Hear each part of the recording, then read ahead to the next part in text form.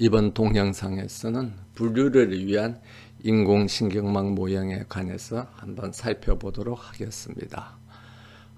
분류를 한다는 건 여기에 보는 것처럼 입력 데이터들을 우리가 이렇게 받아서 그 입력 데이터를 처리해서 그 하나의 결과를 내보내는 게 아니라 여러 가지의 확률을 우리가 계산을 하는 겁니다. 그래서 파이썬에 가장 잘 알려져 있는 예제 데이터인 그 아이리스 분류, 그러니까 그 나리꽃이죠. 나리꽃의 분류에 관한 샘플 데이터를 이제 살펴보면 우리가 네 종류의 데이터를 받아들여요. 그러니까 그 꽃에 대한 데이터, 그러니까 꽃받침의 폭과 길이가 어떻게 되느냐, 꽃잎의 폭과 길이가 어떻게 되느냐, 이래서 네 종류의 데이터를 받아서 그 데이터를 처리해서 해당 꽃이 부채 붓꽃이냐 또는 족두리 풀이냐 아니면 질경이냐 해서 세 가지를 분류를 합니다. 그래서 우리가 분류를 한다는 것은 결국 해당되는 꽃이 이 세 가지 이제 유형들 중에서 어디 각각 거기에 포함될 확률을 계산한다는 겁니다. 그래서 어떤 데이터를 처리했더만은 그 데이터가 부채 꽂힐 확률이 얼마고 족두리 풀일 확률이 얼마고 질경일 확률이 얼마다. 그래서 물론 이 확률들을 다 더하면 얼마가 돼야 되겠죠? 1이 돼야 되겠죠. 그래서 이 각각의 확률을 계산해 봤더만은 예를 들어서 뭐 부채 붓꽃일 확률이 0.7이고 족두리 풀일 확률이 0.2이고 질경이 일 확률이 0.1이다. 그러면 해당되는 꽃은 우리가 뭐라고 이야기할 수 있습니까? 이 꽃은 이제 부채 붓꽃이다. 이렇게 이제 우리가 제안을 할 수가 있는 것입니다. 그래서 이와 같이 데이터를 처리해서 그 처리로부터 어떤 예측치를 우리가 만들어내는 이런 예측 모형을 우리가 분류 모형이다 라고 이제 이야기를 합니다. 그래서 이런 이제 그 확률을 우리가 예측함에 있어서 그 확률을 직접 예측하는 것보다는 그 확률의 당첨 비율, 그러니까 그 확률이 어떤 그 해당되는 그 유형으로 분류될 확률과 분류되지 않을 확률의 비율을 우리가 예측을 하는 방법을 많이 사용을 합니다. 그렇게 사용하는 이유는 우리가 확률을 예측을 하려고 그러면 확률 값은 얼마죠? 0에서부터 1 사이의 값을 가지잖아요. 그렇기 때문에 우리가 계산해내는 그 출력값, 그러니까 어떤 만들어내는 출력 값을 이 범위 안에서만 만들어야 되기 때문에 여러 가지 계산상의 제약이 있을 수가 있죠. 그런데 이제 만약 이것을 이제 당첨 비율로 우리가 계산을 한다 그러면 P가 0부터 1까지고, 그럼 1-P는 얼마부터 얼마까지죠?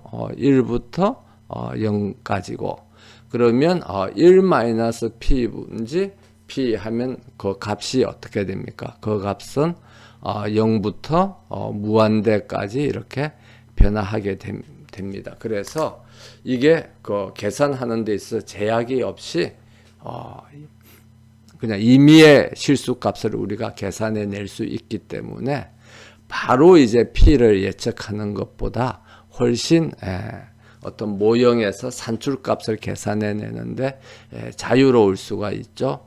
그래서 뭐 예를 들면 여기 나와 있습니다만은 P가 예를 들어서 2분의 1이면 그것이 해당될 확률인 2분의 1이고, 그럼 아닐 확률도 2분의 1이니까 당첨 비율은 1이 되겠죠. 근데 만약 P가 1이다 그러면 당첨 비율은 어떻게 됩니까? 그게 확실하니까 무한대가 되는 거고요.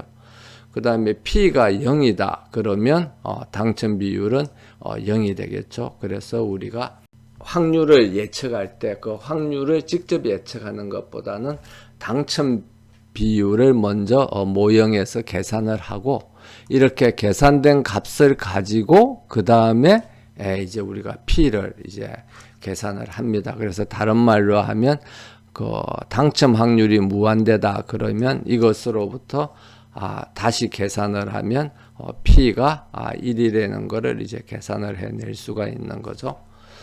그 다음에 뭐 당첨 비율이 0이다 그러면 이걸로부터 P가 0인 걸 계산을 내고, 그 다음에 만약 당첨 비율이 3이다 그러면 1-P 분지 P가 3이잖아요. 그러면 어떻게 돼요? 1 P 3의 1 P는 P다 이렇게 되는 거죠. 그럼 이렇게 넘어가면 3은 4P다.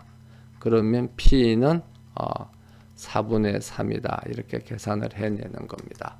그래서 우리가 그 어떤 그 유형의 분류값, 분류될 확률을 예측함에 있어서 그 확률을 직접 예측하지 않고 해당되는 그 유형으로 분류될 당첨 비율을 예측하고 그 당첨 비율로부터 이제 확률을 예측하는 모형을 우리가 로지스틱 회귀 모형이라고 그렇게 이야기를 합니다. 그래서 분류를 하기 위해서는 그냥 P를 예측하는 그런 회귀 모형을 사용하기보다는 당첨 비율을 통해서 당첨 비율을 계산하고 예측하고 그걸로부터 P를 예측하는 로지스틱 회귀 모형을 우리가 많이 사용을 합니다. 그래서 로지스틱 회귀 모형은 당첨 비율을 예측한다 그랬는데 그 당첨 비율을 직접 예측하는 게 아니라 당첨 비율의 로그 값을 예측을 해요. 그래서 로그 1-P분의 P가 이제 회귀식이죠. A 플러스 B1 X1 플러스 Bn Xn에서 이것을 이제 행렬 표현으로 하면 베타 X 이렇게 간단하게 이렇게 이제 축약해서 표기하도록 하겠습니다. 그럼 이렇게 되면 이걸로부터 우리가 P를 계산해 낼 수가 있죠. 그러면 P라는 거는 어떻게 됩니까? 그러니까 1-P분의 P는 익스포넨셜 베타의 X 이렇게 됩니다. 그럼 이것으로부터 P를 계산을 하면 P는 1 플러스 익스포넨셜 베타의 X 분지 익스포넨셜 베타의 X가 되고 이걸 이제 다시 똑같습니다만은 익스포넨셜 베타의 X를 가지고 분자 분모에 나눠버리면 1 더하기 익스포넨셜 마이너스 베타의 X 분지 1 이렇게 됩니다. 그러면 이걸 통해서 볼 수 있는 것처럼 이런 로지스틱 모형에서 P를 예측하는 이런 그 회귀 모형식은 우리가 본 시그모이드 함수하고 거의 같죠. 근데 단지 시그모이드 함수는 x 값이 마이너스 무한대부터 플러스 무한대로 갈 때 y 값이 0부터 1까지 변하는 이런 그래프를 그리는데 로지스틱 회귀 모형에서 P의 예측 값은 마이너스 베타 X 그러니까 우리가 회귀식을 통해서 예측한 값이죠. 회귀식을 통해서 예측한 값에다가 마이너스를 붙인 것. 그러니까 그 회귀식을 통해서 예측한 값이 마이너스 무한대부터 플러스 무한대로 가면 그 P가 0부터 1까지 간다는 걸 우리가 볼 수가 있습니다. 그래서 이 회귀식의 값이 굉장히 크다. 플러스 무한대면 이쪽에 있겠죠. 플러스 무한대면 P의 값이 이제 1에 가까워지고 이 회귀식의 값이 마이너스 무한대에 가까우면 P의 값이 이제 0에 가까워지는 것을 우리가 이 식을 통해서 이렇게 알 수가 있습니다. 그래서 이러한 P를 직접 예측하는 게 아니라 P의 당첨 확률 1-P분의 P인 당첨 확률에 대한 로그 값을 우리가 단순 해기식을 통해서 선형 해기식을 단순이 아니죠. 선형 해기식을 통해서 이렇게 예측하고 이 선형 해기식 값으로부터 우리가 P 값을 계산해내는 이런 회귀 모형을 이제 로지스틱 회귀 모형이라고 하고 있습니다. 그러면 이제 로지스틱 회귀 모형을 통한 분류 과정을 살펴보면 우리가 대상물을 뭘로 분류할 것이냐 해서 분류할 카테고리를 이제 정합니다. 그래서 아이리스 예제인 경우에는 분류 카테고리가 몇 개가 되죠? 3개죠. 그렇기 때문에 K 값이 3이 되겠습니다. 그래서 K는 3 이렇게 되고요. 그 다음에 인공신경망 모형을 통해서 회귀식을 예측을 합니다. 그런데 이제 회귀식을 예측할 때 이 분류 유형이 3개 있기 때문에 이 3개의 확률을 바로 예측하는 게 아니라 각각 뭘 예측하는 거죠? 당첨 확률을 예측하는 겁니다. 그래서 부채 붙고질 확률이 P1이다 그러면 부채 붙고질 확률은 P1이고 부채 붙고질 아닐 확률은 뭐죠? 1-P1이죠. 그러면 부채 붙고에 대해서 P1과 그 다음에 1-P1을 예측을 합니다. 근데 여기서 이제 P2라고 했기 때문에 잘못 생각하면 P2가 여기는 족두리 풀의 확률로 우리가 보여줄 수가 있죠. 그렇기 때문에 P2가 아니라 그냥 1-P1. 그러니까 부채 붙고에 대해서는 P1하고 1-P1을 예측하고 그 다음에 무슨 꽃이었죠? 족두리 풀일 경우에는 뭘 예측을 합니까? P2하고 1-P2를 예측을 합니다. P2하고 1-P2. 그 다음에 질경일 경우에 대해서는 P3하고 1-P3. 그러니까 각각에 대해서 해당되는 확률이 나올 유형이 나올 확률하고 유형이 나오지 않을 확률을 이제 예측을 하는 거죠. 그래서 이 당첨 확률의 로그 값을 예측하는 회귀식을 A 플러스 B1X1이라서 선형 회귀식을 이제 개발을 합니다. 그럼 이 선형 회귀식을 가지고 P1도 예측하고 P2도 예측하고 P3도 예측을 하는 거죠. 그래서 이제 선형 회귀식을 사용을 해서 당첨 확률의 로그 값을 계산을 하고 당첨 확률의 로그 값으로부터 뭐를 예측해냅니까? P1과 P2와 P3를 이제 예측을 해냅니다. 그런데 그때 P1하고 P2하고 P3의 합은 얼마가 돼야 되는 거죠? 1이 돼야 되는 겁니다. 왜냐하면 이것이 각각 확률을 나타내니까. 그러니까 해당되는 대상물이 하나 있으면 그 대상물이 유형 1, 2, 3, 4부터 유형 1부터 유형 K까지 분류될 확률은 합치면 1이 돼야 되는 거죠. 그래서 이렇게 되도록 우리가 이제 예측하는 모형을 로지스틱 회귀 모형이라고 그렇게 이야기를 합니다.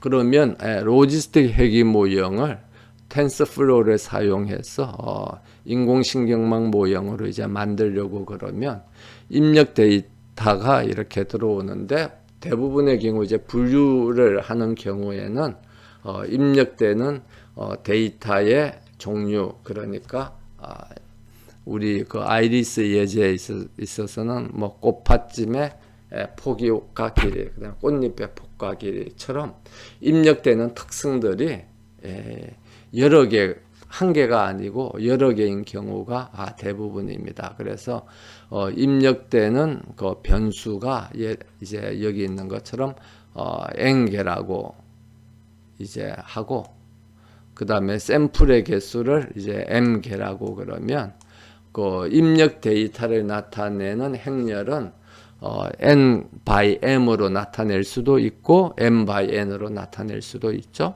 그래서 우리가 이것은 선형 회귀식을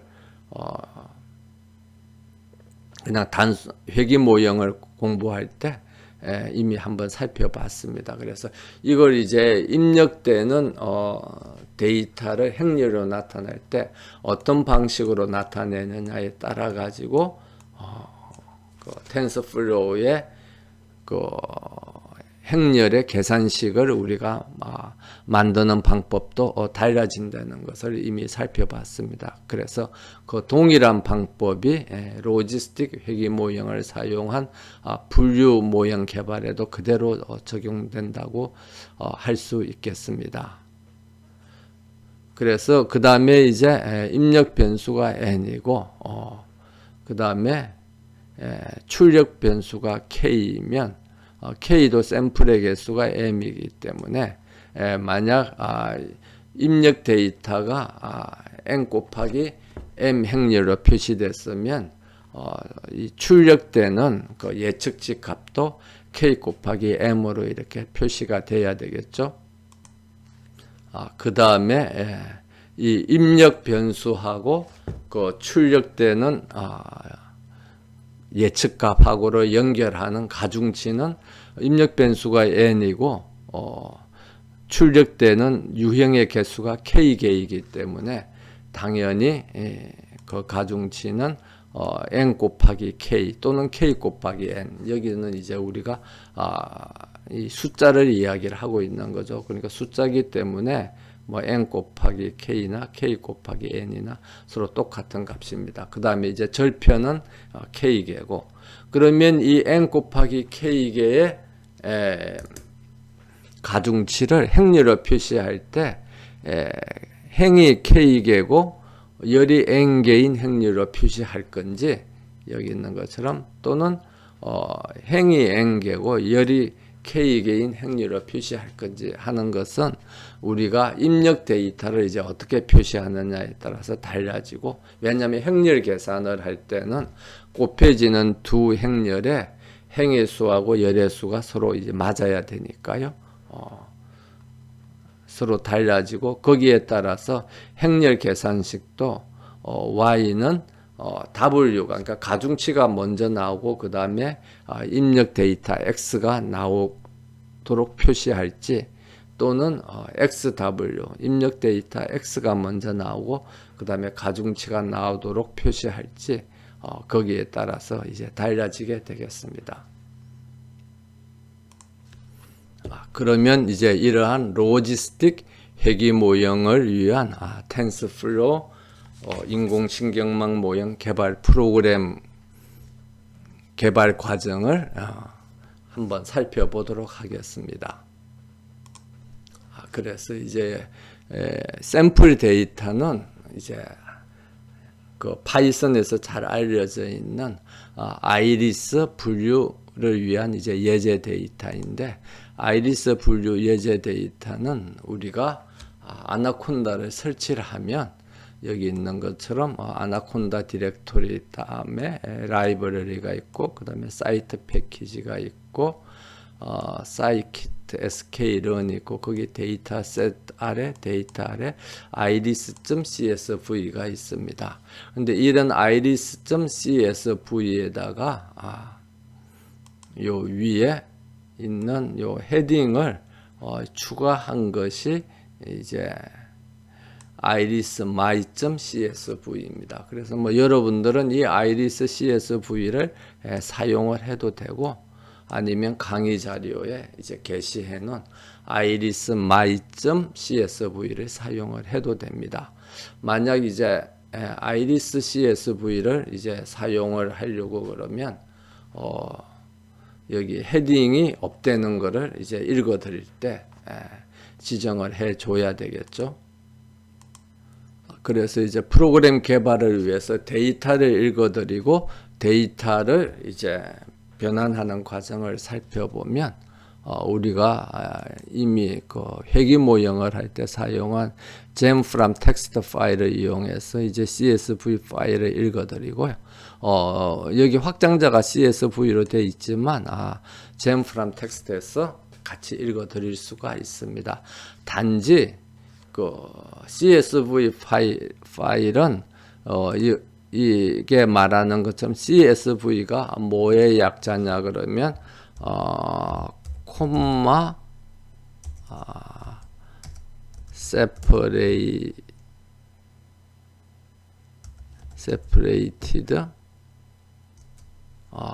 value, 그러니까 콤마로 값이 다 이제 나누어져 있다는 거죠.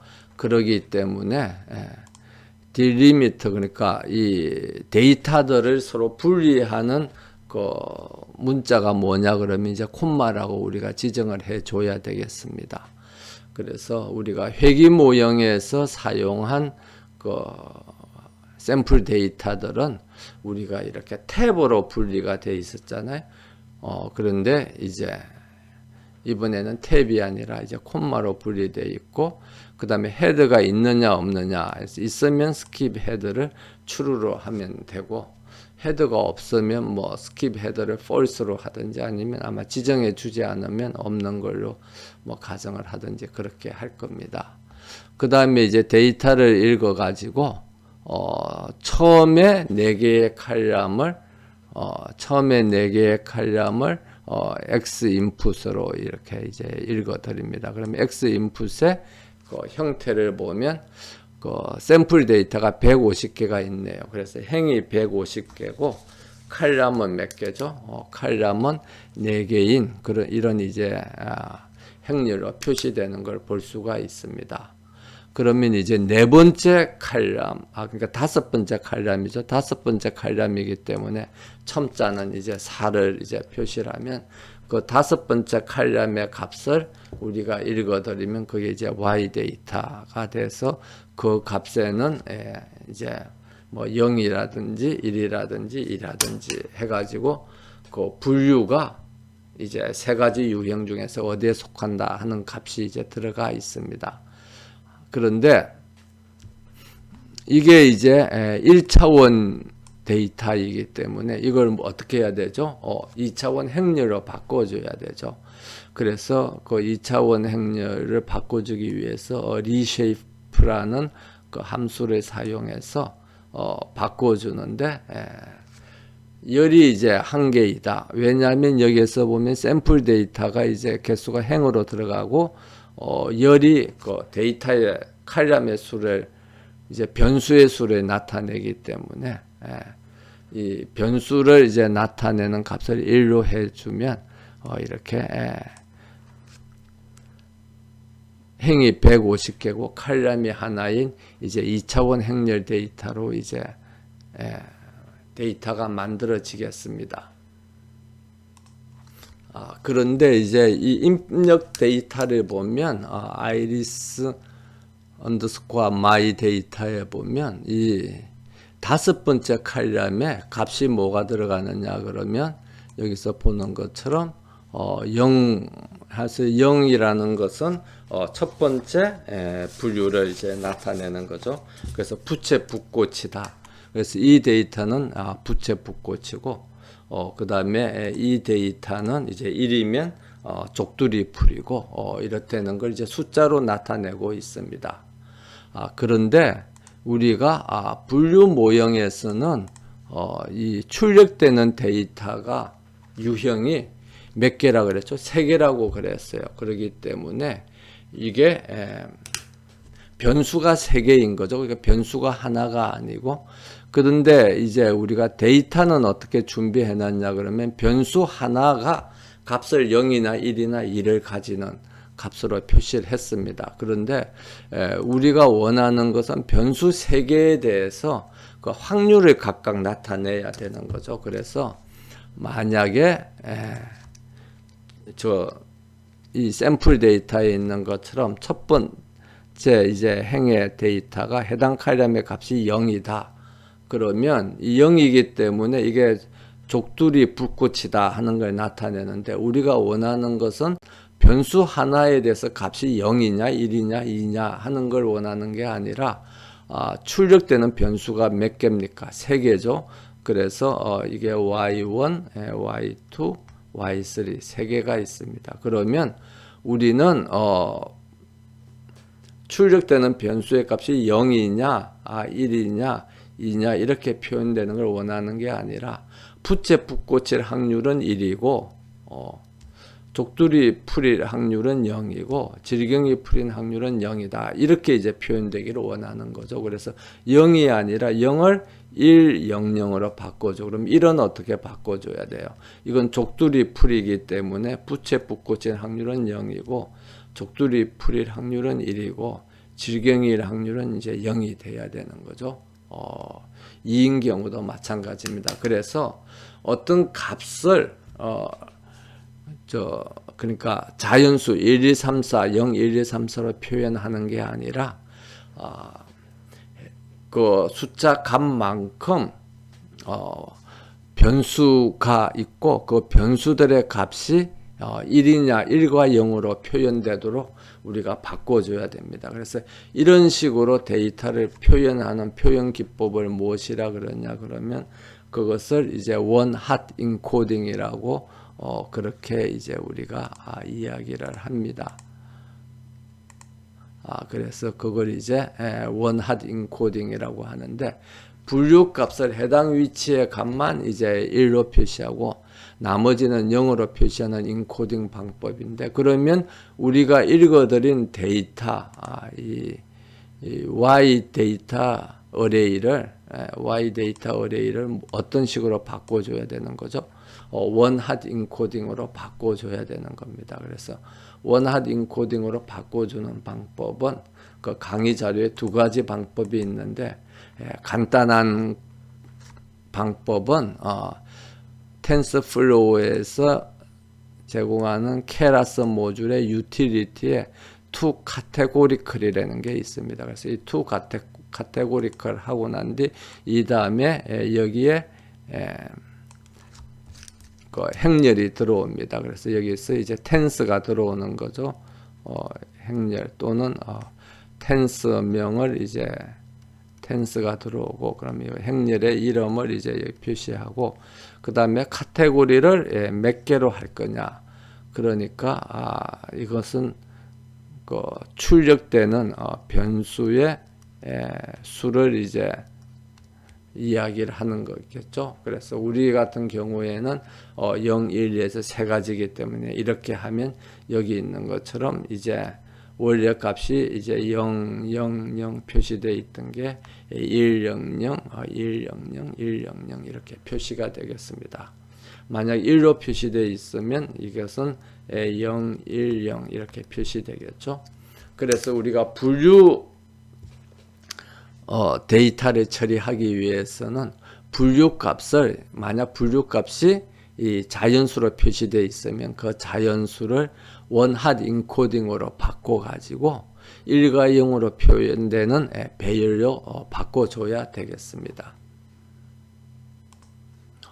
이렇게 해서 이제 데이터가 준비가 되면 그 다음엔 우리가 회귀 모형을 개발할 때의 방법과 마찬가지로 텐서플로우 프로그래밍을 이제 따라가면 되겠습니다. 그래서 플레이스 홀더를 정의를 해주고요.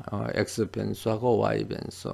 그 다음에 여기에서는 그 칼럼이 X 변수에 들어오는 데이터의 종류가 4개이기 때문에 4로 하고 그 다음에 샘플의 개수는 이제 우리가 굉장히 아직은 상황에 따라 달라질 수가 있죠.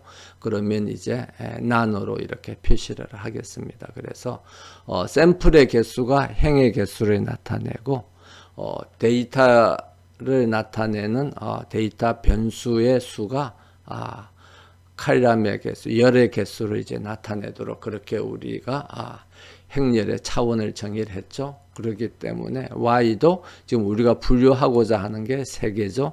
그러니까 3이 이제 칼럼의 수를 나타내고 샘플의 개수가 이제 행의 수를 나타내겠습니다. 그러면 거기에 맞도록 우리가 가중치를 변수로 정의를 하고 절편도 이제 정의를 하는데, 초기 값은 텐서플로우의 제로즈라는 함수를 사용해서 전부 다 0의 값을 다 이제 채워 넣어서 초기 값으로 사용을 하겠습니다. 가중치의 경우도 다 0으로 하고 이제 절편의 경우도 0으로 했는데, 이것은 원즈 해가지고 1로 다 채워 넣어도 아무런 차이는 없습니다. 왜냐하면 초기 값이기 때문에요. 그럼 이제 이렇게 하고 나면 그 다음에 우리가 당첨 확률에 대한 이제 로그 값을 우리가 뭘로 계산한다고 그랬죠? 회기식으로 계산을 한다고 그랬죠. 그래서 그 회기식이 XW 더하기 B인 겁니다. 그래서 여기서 말하는 템프 Y가 뭐냐 그러면 이 당첨 확률의 로그 함수, 그러니까 로지스틱 함수를 나타내는 겁니다. 그래서 템프 Y를 계산을 하고, 템프 Y로부터 우리가 뭘 계산을 해내야 되는 거죠? 이걸로부터 다시 P를 이제 계산을 해내야 되는 거죠. 그래서 각각의 P1, 여기에서는 이제 P1부터 시작해서 PK, 유형이 K가 있으니까 PK를 계산을 해내야 되는데, 이 로지스틱 함수로부터 P를 계산해내는 함수가 소프트맥스라는 함수입니다. 그래서 소프트맥스는 P들을 다 예측하고 이 P의 합이 전부 다 뭐가 되도록 하는 거죠?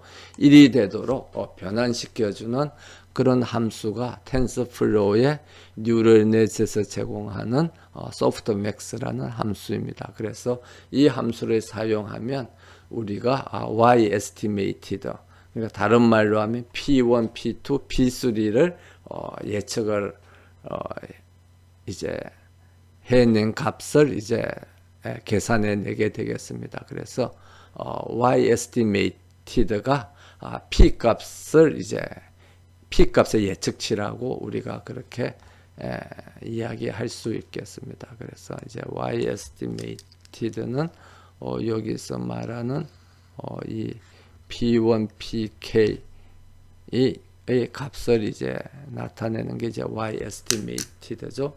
그럼 이 Y estimated를 가지고 우리가 이제 해당되는 그 꽃이 뭐냐, 부채 붓꽃이냐, 쪽두리 풀이냐, 질경이냐 하고 이제 guessing을 추측을 하는 것을 이제 추측값이라고 이야기를, 예측값이라고 이제 이야기를 하는데, 예측값은 Y estimated에 보면